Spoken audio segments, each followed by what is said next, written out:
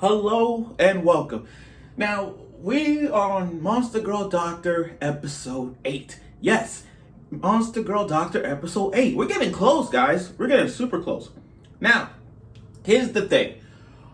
Dr. Glenn has treated many monster girls in the city of Lindworm and Anatomy. When he's treating Lulala's gills, treating Telesia's legs, treating the Frankenstein girl, and treating the Minotaur girl in the first episode and so on. His biggest challenge right now is a Titan.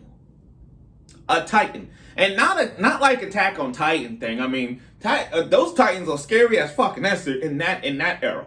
But in this era of Monster Girl Doctor, they encounter one of the biggest challenges ever. A giant. A Titan. But, well, I'm going to call it giant on Titan to say they got the same words if you could put it like that. But we're talking about a full-scale giant or Titan. Whatever you call it, that's like that.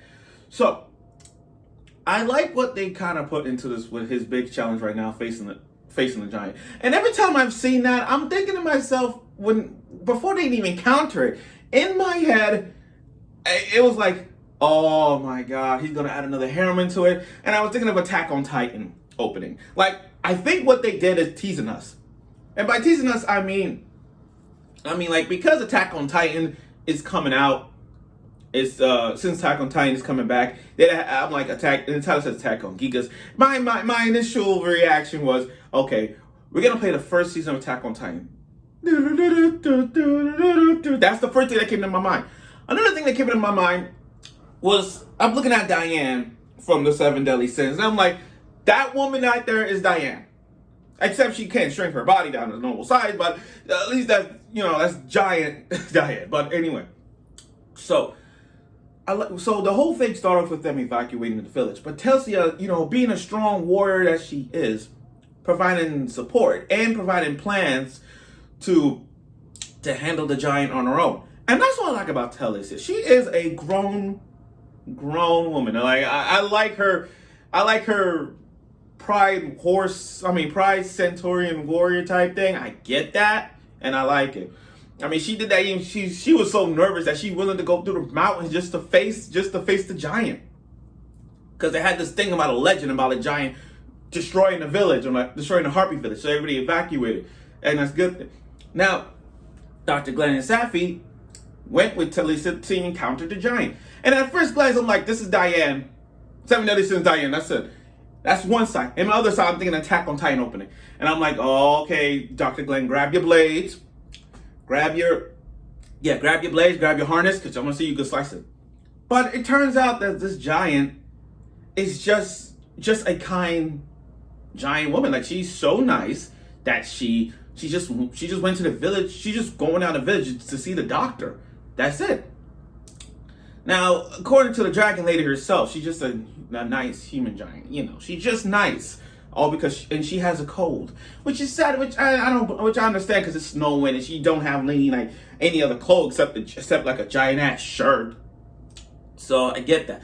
Now here's the thing. Now when they went down to the village to do a treatment, when Dr. Glenn told us say like we could see the inside of the mouth, like and I'm like, what the hell? It's like, don't get swallowing. Please don't get swallowing. Please don't get swallowing like Aaron did.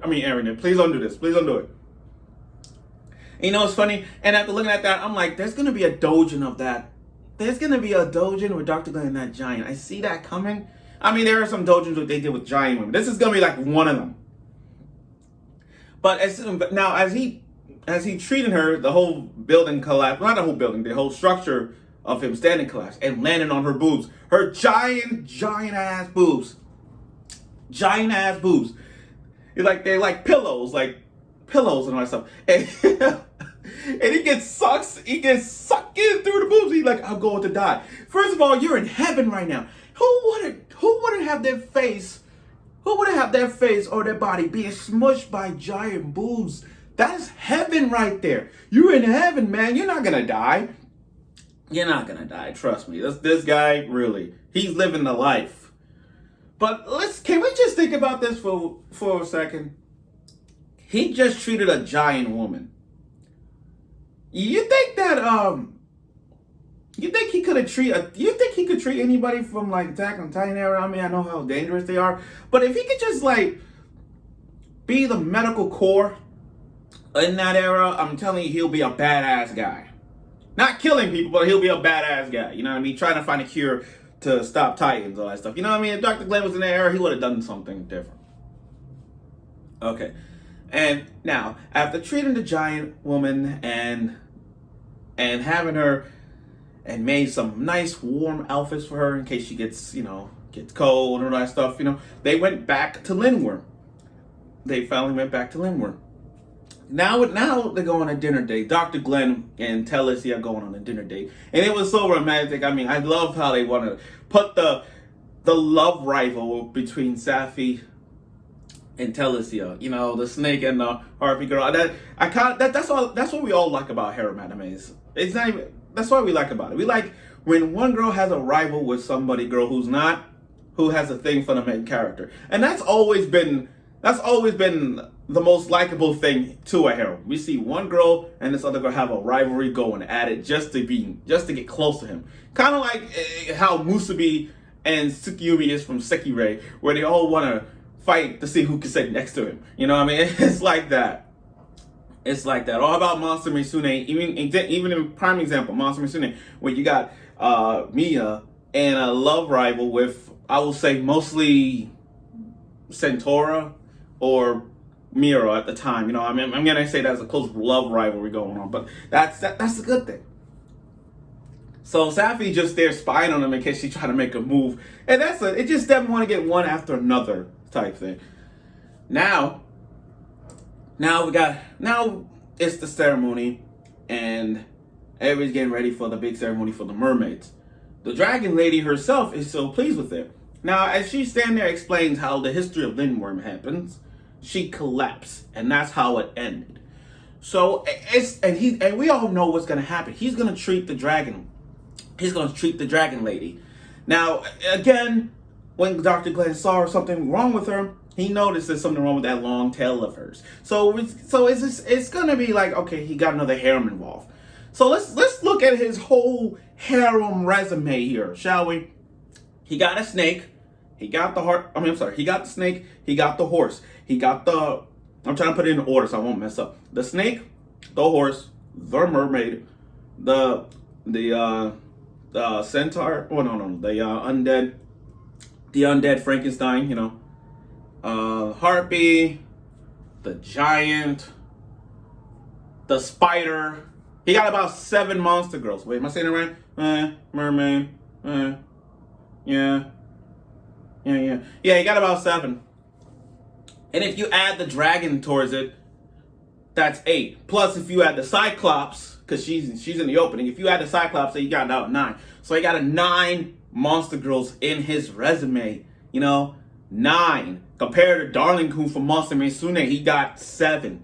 So I'm like, wow, he beat him. 9 monster girls in this guy's era. Monster Misune, he got 7. I'm like, this guy, he's losing. But like I said, episode 8 was really funny.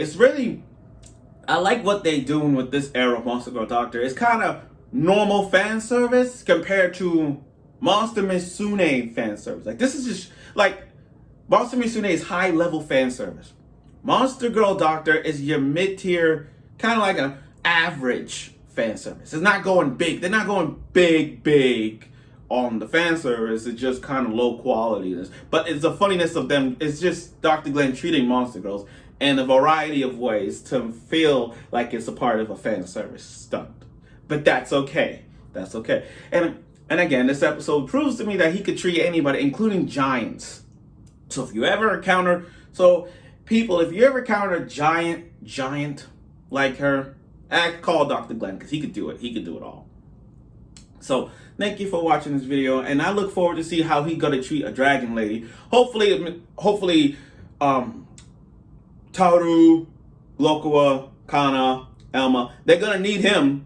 They're gonna need him for season 2, because this Miss Kobayashi Dragon Maid is in the works of season 2. They better hire Dr. Glenn for this situation. So So Kobayashi, Dr. Glenn is right here. He's gonna treat a dragon lady next week. And if you need to treat with a dragon, you call Dr. Glenn. That's what I'm saying. So thank you for watching and see you next week.